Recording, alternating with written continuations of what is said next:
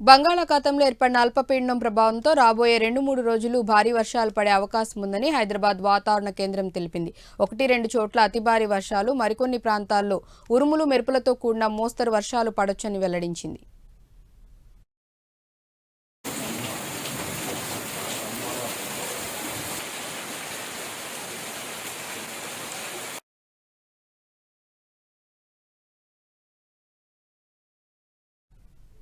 ముఖ్యంగా ఉమ్మడి ఖమ్మం, వరంగల్, మెదక్, మహబూబ్ నగర్ జిల్లాల్లో వర్షాల తీవ్రత ఎక్కువగా ఉంటుందని చెప్తున్నారు వాతావరణ శాఖ అధికారులు.